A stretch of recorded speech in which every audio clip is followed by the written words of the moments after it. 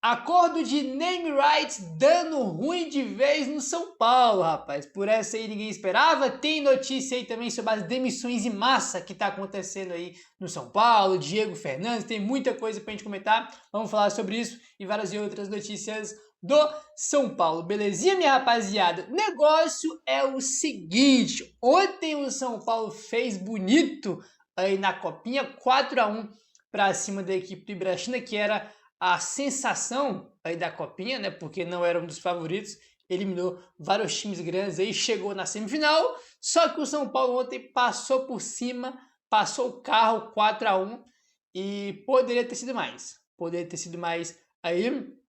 O jogo que foi no Morumbi, diferentemente dos marmanjos, aí os garotos fizeram bonito para quem foi assistir o jogo do estádio do Morumbi, 4-1, e agora é São Paulo e Cruzeiro, domingo às 11 da manhã no Pacaembu. Inclusive, esse jogo já está confirmado no Pacaembu, é verdade, mas o São Paulo tinha que fazer de tudo, irmão, até a hora do jogo, até momentos antes do jogo, o São Paulo tinha que fazer força aí para poder levar esse jogo para o Morumbi, porque teve finais aí anteriores que o Palmeiras foi jogar contra o Santos no Allianz Parque, foi a final. Teve Corinthians e Cruzeiro, que foi lá em Itaquera, entendeu? E o São Paulo, pelo menos, devia tentar levar esse jogo aí por estádio Morumbi, né? Porque quando é Corinthians, é Palmeiras, aí beleza, põe Itaquera, põe no Allianz Parque, né? Mas quando é o São Paulo, é sempre mais difícil, como a gente já sabe, ainda mais para um time que não tem poder de baixo, mas pelo menos tentar, o São Paulo tinha que tentar aí, enfim, vamos ver.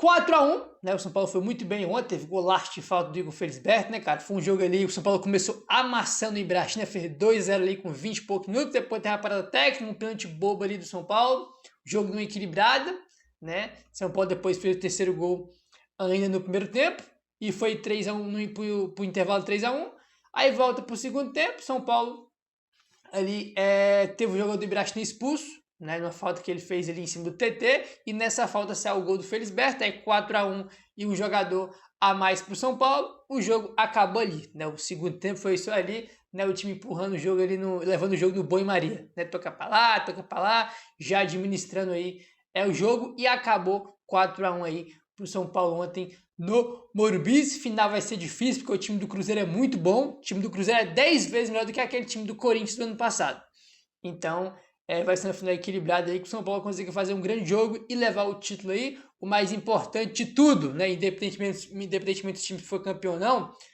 tem vários jogadores bons e promissores aí que ao decorrer dos próximos meses, anos até, que vão subir para servir o time de cima. E isso é o mais importante. Se o time for campeão ou não, o mais importante está sendo feito, que é um ótimo trabalho do técnico, que é o Alan Barcelos, e tem vários talentos aí para ser lapidados, né, cara? Tem que ser feita uma transição muito bem feita para o time de cima. Então, se for campeão, show, espetacular, maravilhoso, vamos torcer muito para que seja campeão, mas se não for também, acho que o mais importante já foi feito, que é formar jogadores e ter jogadores aí para servir o time de cima. Então, boa sorte para os garotos na final, conseguir fazer uma grande final e ser campeão. Final lá no Pacaembu com a grama de plástico, né? Gramado de plástico sintético. Já tô até com medo, porque vale lembrar que no ano passado, acho que com 8 minutos, não era nem 10 minutos do primeiro tempo, o Hugo, né, cara, teve uma lesão gravíssima e ficou quase um ano parado. Só agora que ele foi voltar. O Hugo Volante, que foi um dos destaques do São Paulo na campanha do título ano passado. E, pô, começou o jogo, o moleque, irmão, arrebentou lá o joelho, se não me engano, que ele teve, que ele machucou, e ficou quase um ano parado, só foi voltar agora. Então já fica até aquela preocupação, porque vai jogar em grama sintética, né, cara? Uma final dessa, jogar em grama sintética é uma piada de mau gosto. Aí, né? Mas enfim. Bom, minha rapaziada, vamos seguindo aqui. Ó, pô, cara, vou falar um negócio pra você, eu já cansei de reclamar disso aqui, sinceramente. Sábado aí, mais conhecido como amanhã, né? Tem Palmeiras e São Paulo lá em Barueri. E, sinceramente, cara, eu não tenho nem força mais para reclamar. Acredite se quiser, Matheus Candansan apita Palmeiras e São Paulo amanhã lá em Barueri. Cara, assim, às vezes eu tenho a impressão, né, que os caras fazem de propósito, que não tem explicação. não tem explicação. Matheus Candaçá apita Palmeiras São Paulo. Aí muita gente não vai nem lembrar, né? Mas eu lembro muito bem que minha memória é muito boa, ainda mais para árbitro, tá? Em 2024 foi quando começou, né, a birra da torcida do São Paulo por causa do Candaçá, com todos, não é uma birra à toa, é uma birra com razão, com motivos para ter birra do árbitro. 2024, primeira fase do Paulistão, São Paulo e quem? São Paulo e Palmeiras no Morumbi. Teve 3 lances capitais no jogo e os 3 lances foram favoráveis para o Palmeiras. São Paulo foi garfadaço em casa com o estádio lotado. Você vê, nem em casa os caras respeitam o São Paulo. Teve um pênalti em cima do Luciano, que o árbitro não marcou. Teve o gol do Palmeiras, que o Palmeiras fez no jogo. Foi um pênalti, né, onde teve um cruzamento na área. O Rafael soca a bola, né? Aí encosta no jogador do Palmeiras. O árbitro foi lá e marcou pênalti, né? Que foi onde saiu o gol do Palmeiras de pênalti. Foi o gol do empate, estava 1-0 pro São Paulo. E o outro lance, né? O pênalti do Luciano. O pênalti não foi marcado no Luciano. O pênalti mal marcado pro Palmeiras. E no gol do São Paulo abre 1-0. Se eu não me engano, o Pablo Maia taca a bola, né? Aí, se não me engano, o Pablo Maia pega a bola, ele dá o passe pro Lucas, né? E o Lucas dá pro Alisson fazer o gol. Quem faz o gol é o Alisson. No começo, na origem da jogada, na entrada da área, o Pablo Maia rouba a bola. Na hora que o Pablo Maia dá o passe pro Lucas, o Richard Rios, irmão, vai com o pé, irmão, parecia que ia quebrar o tornozelo do Pablo Maia. Ele foi direto no tornozelo do Pablo Maia e o árbitro não expulsou o Richard Rios, né? Tipo assim, bizarro, e teve os 2 pênaltis, um não marcado pro São Paulo e um mal marcado pro Palmeiras. 3 lances capitais no jogo, os 3 ele marcou a favor do Palmeiras e os 3 contra o São Paulo. Foi 1-1 esse jogo, São Paulo garfadaço em casa, Paulistão de 2024, primeira fase. E esse rapaz vai apitar amanhã São Paulo e Palmeiras lá em Barueri, né? Se no Morumbi ele fez o que fez aquele dia, vocês imaginam na casa do Palmeiras com só a torcida do Palmeiras, né? Então, é bizarro. Eu sei que o Maciz acabou de chegar, que a uma das primeiras coisas que ele tinha que fazer ali é algumas demissões, beleza? Mas, tipo assim, cara, é coisa que não dá pra aceitar. Tipo assim, bastidor bizarro, lamentável, né? Mas é bizarro, cara. A falta de respeito que os caras têm com o São Paulo é inacreditável. Às vezes parece que os caras fazem de propósito, né? Enfim, complicado, né, cara? Complicado isso aí. Enfim, rapaziada, é o seguinte, ó, vamos avançando aqui e vamos entrar aqui agora num tema importante, que é sobre os name rights aí do Morumbi, que é o Morumbis, né? Os name rights aí que é Morumbis.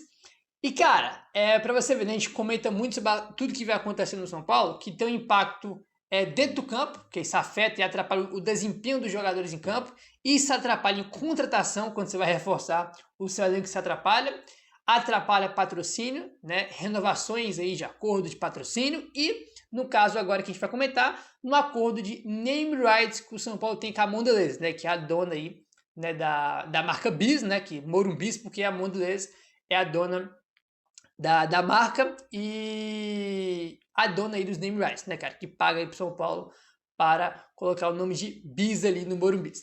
Aí o que acontece? Olha só essa informação que o Pedro Lopes no UOL trouxe. Crise no São Paulo afeta a renovação de contrato com a Mondelez pelo name rights do Morumbis. Denúncias, investigações policiais, o impeachment do presidente estão atrapalhando as conversas entre São Paulo e a Mondelez. O contrato atual acaba no fim do ano, tá? Já acaba no final desse ano aí de 2026.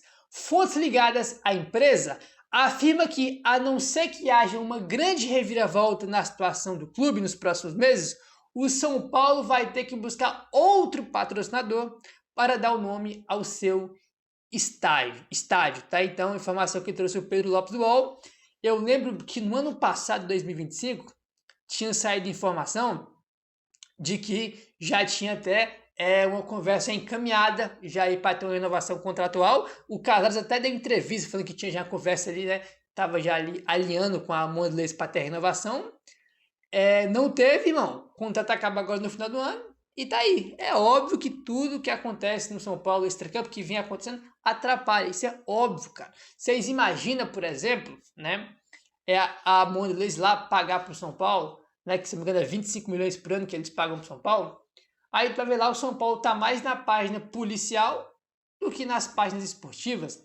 Aí tu vai lá ver o promotor do Ministério Público, o delegado da Polícia Civil, falando que o Morumbis, né, no dia de shows ele é uma máquina de caça-níqueis. Tipo assim, aí como é que a empresa vai vincular o nome da empresa, o nome dela, a um clube que está mais em página policial em relação a escândalo, a crime, do que na página esportiva? É completamente plausível e dá para entender se eles não quiserem renovar com o São Paulo. Se eu tivesse uma marca e patrocinasse o São Paulo, eu não ia querer renovar, cara. Não vou vincular minha marca a um time que tem uma gestão corrupta, que é acusado aí, né, de lavagem de dinheiro, a polícia aí faz uma mega operação, né? Inclusive, né, a Polícia Civil usa termos como lavagem de dinheiro e crime organizado. São termos que a polícia usa nessas operações, não é eu que estou falando. Né? Então, tipo assim, cara, como é que a empresa vai vincular o nome dela a um clube desse? Completamente compreensível. Se fosse eu também não queria ter minha marca vinculada a um clube desse. E prejudica, como eu falei, prejudica no campo, prejudica quando vai contratar um jogador e prejudica também em acordos comerciais. Né? Então, enfim. Aí, como o outro aqui, né? Fontes ligadas à empresa afirmou que se não houver uma reviravolta grande nos próximos meses, o São Paulo vai ter que buscar outra que eles não vão renovar. Né? Então, vamos ficar aí no aguardo, porque esse foi uma das coisas, uma das raríssimas que você pode contar no dedo, coisas boas que aquela gestão corrupta fez de bom aí no São Paulo. Foi esse acordo aí que foi um bom acordo, né? Casou bem, né, cara? Morumbis ali, né? Tipo assim, casou, foi perfeito aí essa parceria, mas evidentemente que do jeito que tá, irmão, nem só a Mondelez, mas com certeza todos os patrocinadores de São Paulo estão incomodados com isso. É óbvio, né? Isso aí é uma coisa bem básica aí, né? Enfim, aí falando em escândalo e tudo que vem acontecendo, segundo o Globoesporte.com, o Conselho Fiscal do São Paulo pediu nesta quinta-feira, ontem, as faturas do cartão corporativo usado pelo Júlio Casares. Os conselheiros querem certificar que o uso foi restrito a atividades ligadas à presidência do São Paulo. A gente teve um caso muito famoso nos últimos meses aí, que foi o caso do Andrés. Foi do Andrés? Acho que foi do Andrés, né? Que ele admitiu, né, que estava usando o cartão corporativo ali, do cartão corporativo do Corinthians para uso pessoais. Né? Então foi uma polêmica muito grande que teve no Corinthians, e o Conselho Fiscal do São Paulo, né, pediu nas faturas do cartão para saber, né, se ele não usou ali o cartão dele para outras atividades, né, que foge aí, né,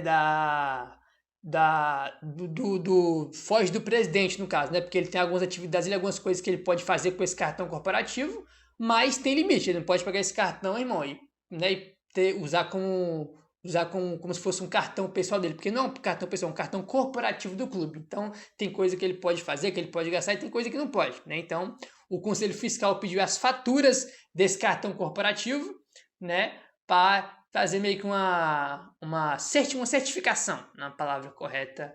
Aí, ótimo. Como eu falei, né, cara, o São Paulo tá na situação, depois que o Casares saiu, que todos os contratos, irmão, qualquer coisa assinada, né, de contrato, né, do financeiro, tudo tem que ser investigado. Tudo que essa gestão corrupta fez no São Paulo é duvidoso. Duvidoso. O que a gente viu em campo ontem de Cotia, esse cidadão aqui, né, vulgo o pior presidente da história, estava querendo vender a base do São Paulo por 250 milhões de reais. 30% da base por 250 milhões de reais. Um negócio bizarro. Né? Então, tudo que esse cara e a quadrilha dele fizeram tem que ser investigado. Porque tudo é duvidoso. Tudo. Absolutamente tudo é duvidoso. Aí, tá bom? Enfim, tivemos aí muitas saídas no São Paulo e o Rui Costa parece que não vai ser uma das próximas demissões. Segundo o UOL, o Rui Costa deve ser poupado de uma eventual reformulação diretiva do novo presidente de São Paulo, o Arry Massis. Até agora, as saídas de Márcio Calormagno, né, ele era, né, agora é um ex-superintendente geral e CEO, né, segundo Casares, e também o Dedé, que era do Social, já foram confirmadas as suas saídas. Então o Rui Costa deve ser poupado, né, a princípio ele deve ser poupado, e por enquanto ele deve permanecer aí no São Paulo. Ontem saiu a informação, né, que o São Paulo estava aí com negociações avançadas para trazer um profissional para o futebol, porque precisa, né? Só tem o Rui Costa lá hoje, porque o Muricy está de licença, o Calormagno foi demitido, né? Então precisa de mais gente aí para o departamento de futebol aí do São Paulo, né, cara? Bom, vamos seguindo aqui, rapaz. A gente teve aí o Casares renunciando aí, né, na quarta-feira. E o Diego Fernandes, né, o empresário aí, ele fez um post, né, cara, logo depois do Casares renunciar, dizendo o seguinte, ó. A renúncia não encerra a crise. Ela escancara que o problema é estrutural. Quando os mecanismos de controle falham, o clube inteiro paga o preço. O São Paulo só muda quando a torcida e os associados pressionarem de fora para dentro. O São Paulo é maior do que qualquer cargo pelo São Paulo, foi o que postou o Diego Fernandes aí nas redes sociais após o Casares renunciar, né? Aí o blog do São Paulo coloca aqui embaixo. Diego Fernandes segue em uma luta para que o São Paulo vire uma SAF e mude o seu sistema político, mesmo após a renúncia de Casares. Diego Fernandes é um empresário do mercado financeiro que ganhou projeção nacional ao intermediar as tratativas da CBF com o Ancelotti para a seleção brasileira. Né? Ele ficou muito famoso aí por conta disso aí. Né? Ele ficou famoso também, né, postando vídeo, né, foto, né, com várias celebridades aí, com camisa de São Paulo. Né? Ele ficou bastante conhecido aí também por conta disso. Né, cara? Então vamos ver aí o que vai acontecer. Aí tá aí, ó. Após perder espaço na CBF, ele aproximou-se do São Paulo, passou a distribuir camisas a clubes e a figuras influentes e começou a se apresentar como articulador de um projeto de investimento ligado a uma futura SAF do São Paulo. Segundo ele, existe uma luz verde de um grupo de investidores brasileiros e estrangeiros para aportar recursos no São Paulo. Desde que o clube se modernize e o estatuto mude para, né, e mude aí o estatuto, né, para poder ter uma SAF no São Paulo, né? Enfim, meu parceiro, dá aquela moralzinha, se inscreve no canal, deixa o like, valeu, tamo junto e saudações tricolores.